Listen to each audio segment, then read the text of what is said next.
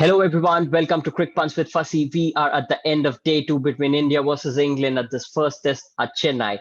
And boy, England have just piled on the agony on the Indians. They have scored 555 runs. They have batted two straight days. That means there are going to be some sore legs in the Indian dressing room.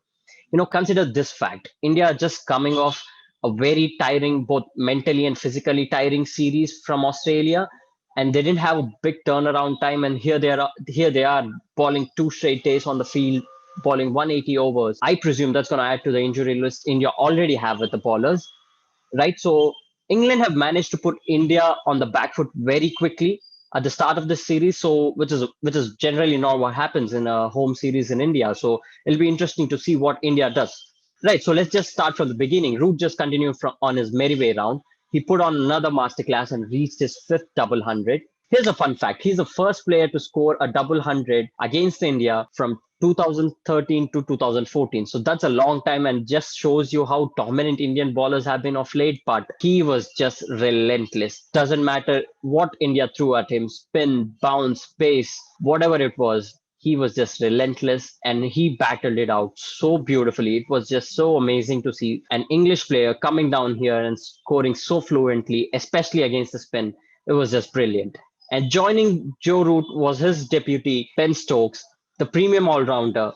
He was just scoring fours and sixes for fun, right? Especially against the spinners. But it's not that Indians bowled badly, especially Nadeem. There was a rough forming on the offside for the left-handers, and Nadeem was able to get few balls kick up from that rough, but Ben Stokes just attacked his way out of it. As soon he was a bit uncomfortable against those balls coming in from the rough. So what he did is he just counter-attacked. He just went down the ground. He just slot swept everything coming in and put so much pressure on the youngster that he literally had no answers. Eventually, he did perish to Nareem, but it was so good to see that counter-attacking, aggressive brand of cricket that we know of Ben Stokes. So, what did India do wrong? Well, let's start with the no balls. I mean, watch with the no balls. They have bowled 19 no balls in this innings. That is ridiculous. I've never seen that. And this is not the first time. It was the scenario in the Australian series as well, especially in the last two test matches. Indians were bowling way too many no balls. Like India just lucky that they didn't get a wicket on the no ball, but this is something I think they should look into. And the second thing India didn't do quite well was they had another poor day on the field. They were dropping catches. They missed out on a run out. Especially the dolly Rohit Sharma put down at the end of the day. Oh my God! I mean, what was that? I don't think you'll. I don't think he'll get an easier catch than that. But I don't know. India were very poor in the field. They missed out a lot of half chances. Had they taken that, maybe they could have just bundled out England for maybe 450, 400. You never know.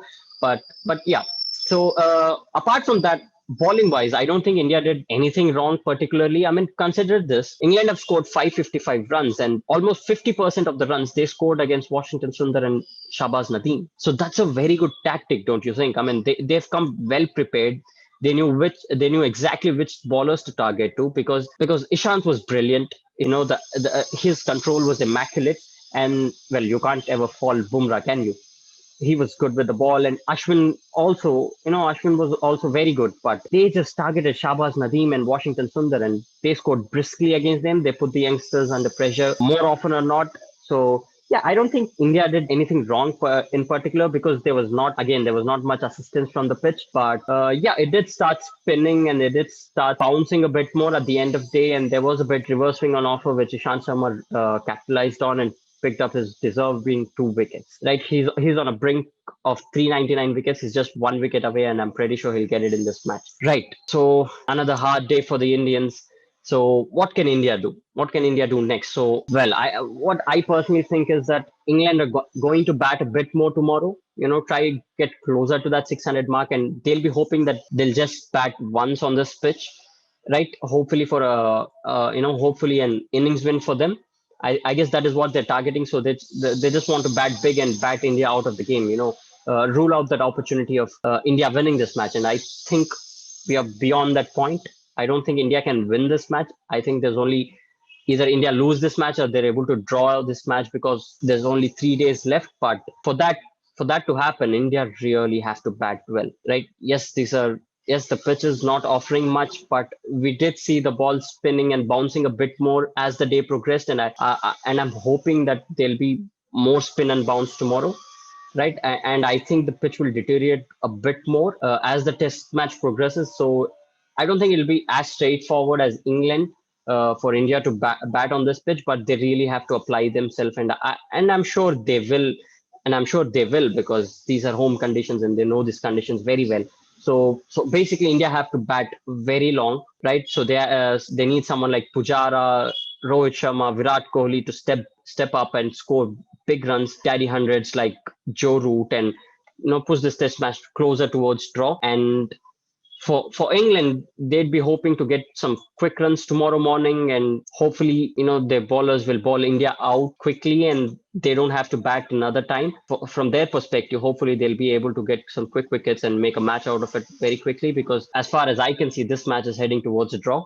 But you just can't tell, because once the pitch starts crumbling, there'll be a lot of variable bounce and there'll be a lot of spin to tackle for the Indians, so which is not going to be easy. So yeah, we have an interesting day ahead. But one thing I wanted to point out was the effect of bowling 180 overs on the Indian bowlers. Already a few of them are carrying some niggles, right? So, and coming off very long and tiring series against Australia, so taken out a lot out of the Indian bowlers, right? They've been on the field 2 days straight, and another day tomorrow, most probably. So yeah, it's going to be very tough, and I think this will affect their performance going down the line in this series, because we have matches very closely knit, so we don't have a lot of turnaround time between test matches. So yeah, it'll be interesting to see what Indian bowlers do and how they respond. But this will definitely take a toll. So kudos to England for doing that and putting so much pressure on India right from the start of the series. Right. And another thing I really wanted to point out was credit to the umpires, because they were bang on except for a couple of decisions. Because of the COVID, there are no foreign umpires. So these are relatively very inexperienced umpires. So yeah, so kudos to them. They've got their decisions spot on in this test match. So yeah, that's it from today. Another day dominated by England, and most probably India are going to bat tomorrow. So it'll be interesting to see how they respond, and I'm pretty sure we'll have an amazing day of cricket tomorrow. Till then, like, share, and subscribe. Thank you so much, guys.